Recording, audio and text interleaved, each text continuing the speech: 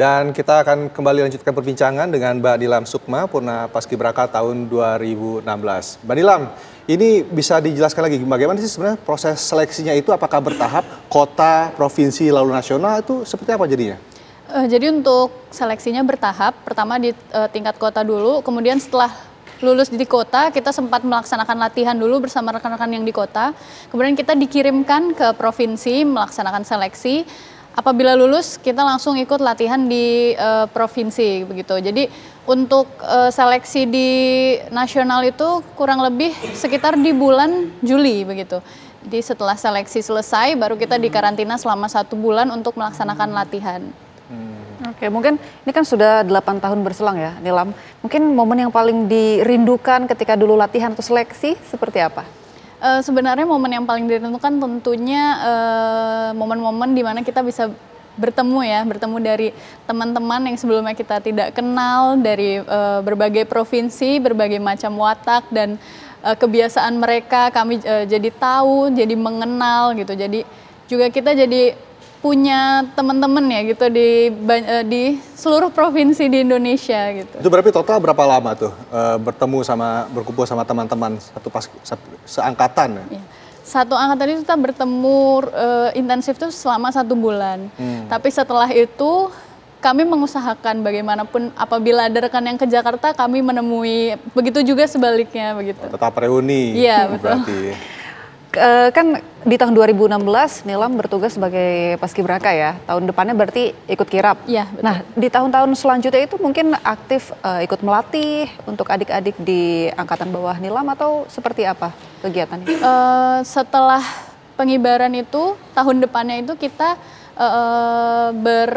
berpartisipasi dalam melatih adik-adik di provinsi, tentunya membina mereka dan memberitahu bagaimana pelaksanaan latihan, terutama untuk calon yang akan dimajukan ke nasional tahun berikutnya. Itu juga kami sebagai yang nasional sebelumnya memberikan pembekalan begitu. Nah, Mbak Nilam, sekarang kan Mbak Nilam di militer nih ya. Ini sebenarnya prosesnya seperti apa sih? Apa yang memang saya pengen nih setelah jadi paskibra, sudah punya cita-cita mau masuk militer atau seperti apa?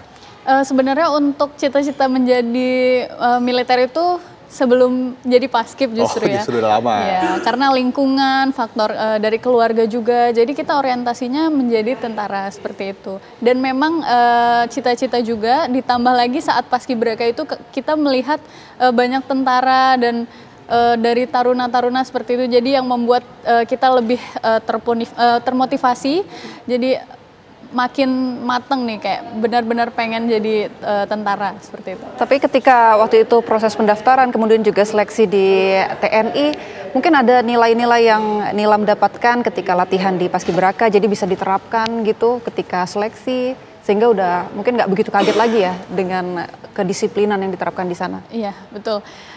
Sebenarnya mengikuti paskibraka justru menjadi awal mula ya, jadi lebih mengerti dan sudah tahu nih tentang kedisiplinan, kemudian tentang kepemimpinan, tentang baris berbaris. Jadi sebelum masuk ke militer itu kita juga sudah mendapat bekal sebelumnya.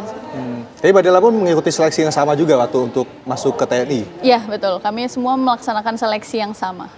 Nah waktu itu seketat apa seleksinya atau seberat apa mungkin dari segi fisik, kemudian juga ada sejumlah tes lain pasti kan? Iya. Untuk tesnya pasti berat karena kita juga baru pertama kali mengalami, belum ada gambaran, pastinya berat dan tapi tetap harus berusaha semaksimal mungkin. Nah kembali ke kriteria fisik dulu waktu pas pertama kali menjadi paskibraka, ada syarat fisik nggak sih yang harus dilewati? Berapa tinggi badan, berapa berat badan sehingga Mbak Nilam ini bisa juga atau teman-teman yang lain lolos menjadi paskibraka?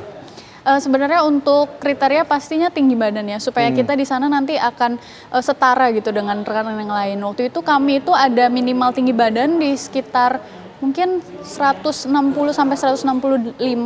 Untuk berat badan tentunya harus yang ideal dengan tinggi badan kita masing-masing, seperti itu. Berarti cuma harus ada perbedaan, tidak boleh terlalu jauh ya? Berapa senti dengan rekan-rekan yang lain, terutama mungkin waktu pengibaran bendera di istana?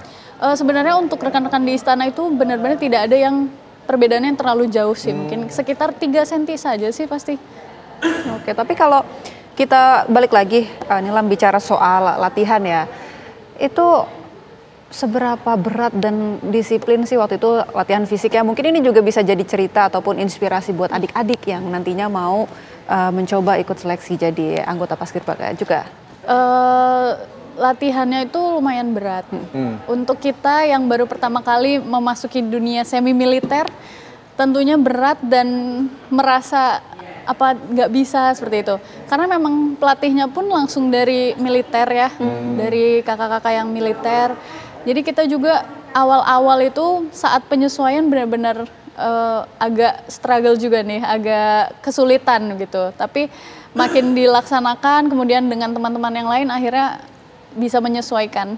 Ini berarti sebelum masuk Paskibraka, yang mau masuk berarti harus punya modal fisik terlebih dahulu, betul? Ya betul.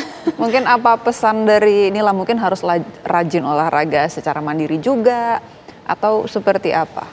Pesannya untuk adik-adik mungkin yang ingin mengikuti Paskibraka, tentunya harus mempunyai modal dulu, fisik, kemudian pengetahuan umum, kemudian juga dari segi mental harus bisa melaksanakan dan menyesuaikan dengan apa yang ada di pelatihan tersebut. Baik, semakin menarik perbincangan kita nanti. Tapi kita lanjutkan lagi ya Mbak Nilam. Usaha jeda berikut, kabar khusus TV akan kembali saat lagi, tetaplah bersama kami.